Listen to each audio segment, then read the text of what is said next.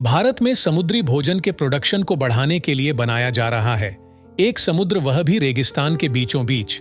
भारत चौंका देगा अपने इस प्रोजेक्ट से पूरी दुनिया को। तो अब भारत में भी होगा समुद्री भोजन का उत्पादन, वो भी उच्च मात्रा में।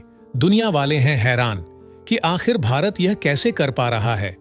तो क्या ये सच है कि भारत समुद्री भोजन की पैदावार बढ़ाने के लिए रेगिस्तान के बीचों बीच एक समुद्र बना रहा है, जिससे पूरी दुनिया आश्चर्यचकित हो गई है? तो क्या ऐसा पॉसिबल है? और अगर पॉसिबल है तो अभी तक किस देश ने इस प्रोजेक्ट को कंप्लीट कर लिया है? तो जानेंगे सब कुछ आज के इस खास वीडियो में, इसलिए बने रहिएगा हमारे साथ इस खास वीडियो के एंड तक। दोस्तों, जब भी आप कभी भी सी फूड के बारे में सुनते हैं तो आपके मन में क्या आता है? वैसे ज्यादातर लोगों के मन में यही आता होगा कि समुद्री भोजन सबसे पहले तो स्वास्थ्य के लिए काफी अच्छा होता है और मोस्टली लोग इसे खाना भी पसंद करते हैं। इसके साथ ही ज्यादातर लोग अपने फैट लॉस जर्नी में सी फूड का इस्तेमाल करते हैं। वहीं यह भी बताया जाता है कि सी फूड खाने में टेस्टी भी होता है। समुद्री भोजन में पोषक तत्व, विटामिन डी, ओमेगा 3 और अन्य आवश्यक खनिज होते हैं जो इसकी क्वालिटी को बढ़ा देते हैं। वही बताया तो यह भी जाता है कि समुद्री भोजन खाने से चेहरे में चमक बनी रहती है। इसके अलावा सी फूड हमारे दिमाग को बूस्ट रखता है और हमारे मस्तिष्क, आंख और हृदय के स्वास्थ्य को भी बेहतर बनाने में मददगार होता है। अगर सी फूड में इतनी सारी खासियत होती है तो जाहिर सी बात है कि सी फूड की डिमांड सिर्फ हमारे देश भारत में नहीं बल्कि बाहर के देशों में भी कुछ ज्यादा ही होती होगी। लेकिन पॉपुलेशन इतना बढ़ता जा रहा है कि इनके डिमांड को पूरा करना अब इतनी आसान बात नहीं रह गई है। इसलिए सी फूड के डिमांड को पूरा करने के लिए हर देश नए नए टेक्निक्स का इस्तेमाल कर रहा है ताकि देश में सी फूड प्रोडक्शन बढ़ सके और वह बाहर के देशों को भी सी फूड निर्यात कर सकें। अब बात तो इतनी बढ़ गई है कि सी फूड प्रोडक्शन के लिए हर देश अपने देश के बड़े बड़े रेगिस्तान को समुद्र और नदियों में बदलने में लगा हुआ है। खैर, अब इसी रेस में भारत भी लगा हुआ है और रेगिस्तान के अंदर समुद्र बनाने की तैयारी कर रहा है। वहीं ये सुनकर पूरी दुनिया आश्चर्यचकित हो रही है। तो भारत के ये राज्य हैं समुद्री भोजन के उत्पादन में सबसे आगे। वैसे दोस्तों, भारत में जब भी सी फूड प्रोडक्शन की बात की जाती है तो वहां मैंगलोर, कर्नाटक, कोच्चि, केरल और रायचक, कोलकाता, वेस्ट बंगाल, चेन्नई, तमिलनाडु और विशाखापट्टनम, आंध्र प्रदेश का नाम जरूर आता है, क्योंकि ये सभी क्षेत्र मछली उत्पादन में बहुत आगे है। वैसे दोस्तों, इस वीडियो में आगे बढ़ने से पहले हम आपको बता देते हैं कि कौन सा वह देश है जो समुद्री भोजन के उत्पादन में नंबर 1 है। तो दोस्तों, बता दें कि वह देश है चीन। जी हाँ दोस्तों, चीन कई सालों से मछली का अग्रणी उत्पादक रहा है। चाइना में समुद्री भोजन का उत्पादन 2021 में 67.8 मिलियन टन था, जो कि यह ग्लोबल फिश प्रोडक्शन का लगभग 88% है। अब आप ही सोचिए कि चीन हर साल कितना ज्यादा समुद्री भोजन का प्रोडक्शन कर रहा है। तो आइए अब जानते हैं कि समुद्री भोजन उत्पादन में कोई भी देश आखिर कैसे आगे बढ़ता है। तो दोस्तों, हम आपको बता दें कि कोई भी देश तभी आगे बढ़ता है जब वह नई नई टेक्नोलॉजी का इस्तेमाल करके देश में ऐसे प्रोजेक्ट लाता है जो देश की उन्नति के लिए कारगर साबित होती है।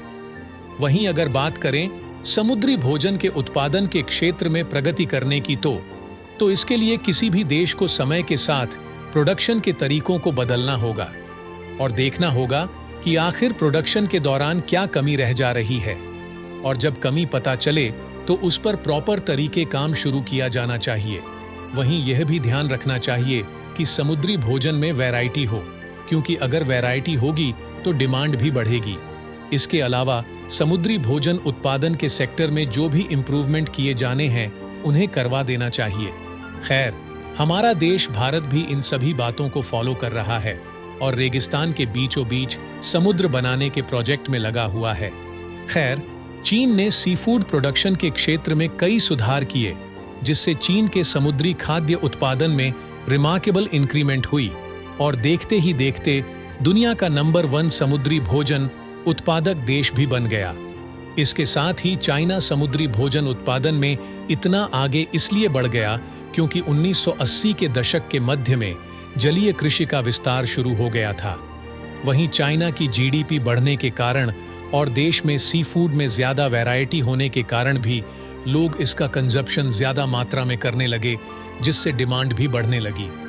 तो दोस्तों, यह तो बात हो गई कि कौन सा देश समुद्री भोजन उत्पादन में आगे है और कौन सा देश इस क्षेत्र में आगे बढ़ रहा है।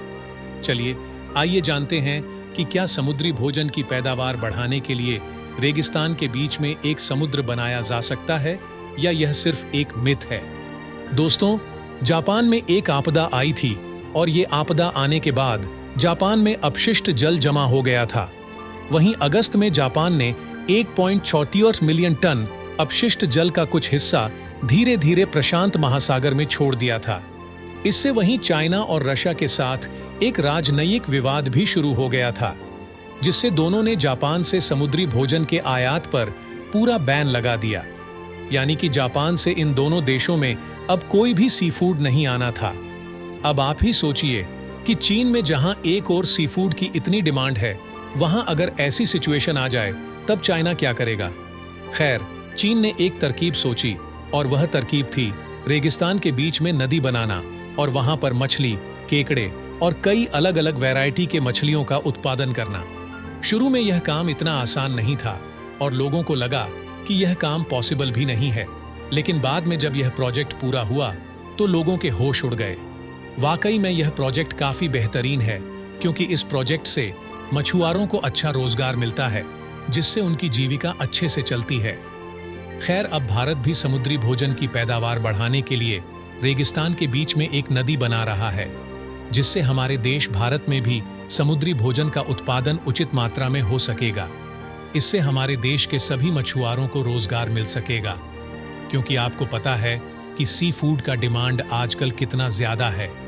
वहीं इन समुद्री भोजन का निर्यात भी किया जाएगा, जिससे ये देश की अर्थव्यवस्था के लिए भी उचित रहेगा। खैर दोस्तों, आपको बता दें कि जब से दूसरे देशों को पता चला है कि भारत कुछ ऐसी बेहतरीन प्रोजेक्ट पर काम कर रहा है, तब से उनके बीच खलबली मच गई है और वो यही सोच रहे हैं कि आखिर इंडिया ऐसा कैसे कर रहा है। लेकिन दोस्तों, ऐसा ही होने वाला है। अब देश में भी समुद्री भोजन के उत्पादन को लेकर अधिक चर्चा हो रही है और पूरी कोशिश की जा रही है कि रेगिस्तान में नदी बनाकर वहां पर समुद्री भोजन का उत्पादन किया जाए। इससे होगा यह कि लोगों को रोजगार मिलेगा और साथ ही साथ रेगिस्तान के आसपास बस्ती भी बस सकेगी, या रेगिस्तान के आसपास बसे कस्बों के लोगों को इससे बहुत राहत मिलेगा। तो क्या कोई ऐसा प्रोजेक्ट है जो कि कंप्लीट हो चुका है?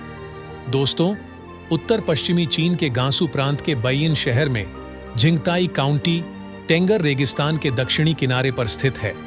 यहाँ इसकी वाष्पीकरण रेट बहुत ज्यादा है और करीब 10 हेक्टेयर से ज्यादा खारे और क्षारीय भूमि है, जिससे वहां पर समुद्र भोजन का उत्पादन करना बहुत मुश्किल काम था। इसलिए 2016 में झिंगताई काउंटी ने नमकीन और क्षारीय भूमि की इस समस्या को दूर करने का निर्णय लिया। इसके लिए वहां जलीय कृषि का उपयोग करने के इनोवेटिव आइडिया को लागू किया गया और औद्योगिक विकास को भी बढ़ावा दिया गया, और वहां जल गुणवत्ता परीक्षण और कई अन्य परीक्षण भी हुए। तब वहां के खारे और क्षारीय पानी का उपयोग किया गया और इस प्रकार सफलतापूर्वक झींगा और मछली की खेती शुरू हुई। तो दोस्तों, इस बात को एक्सप्लेन करने का मेरा मकसद यही था कि आपको पता चल सके कि जब किसी रेगिस्तान में समुद्र बनाए जाते हैं तब किन किन बातों का ध्यान रखा जाता है और उन पर कैसे वर्क किया जाता है। खैर, बता दें कि भारत के पश्चिम बंगाल के तटीय क्षेत्रों में केकड़े की खेती उच्च मात्रा में की जाती है। कुछ साल पहले वहां का पानी हर साल खारा होता जा रहा था, लेकिन वहां के मछुआरों ने हिम्मत नहीं हारी और नई विधि का इस्तेमाल करके वहां केकड़े की खेती शुरू कर दी, जिससे बेरोजगार मछुआरों को रोजगार मिला। दोस्तों, भारत कभी हिम्मत नहीं हारता है, बल्कि हर मुसीबत का डट कर सामना करता है। तो संभावना है कि जल्द ही भारत में रेगिस्तान के बीच में समुद्र बनाकर समुद्री भोजन उत्पादन करने का ये प्रोजेक्ट पूरा हो जाएगा। तो फ्रेंड्स, आज का वीडियो यहीं खत्म होता है।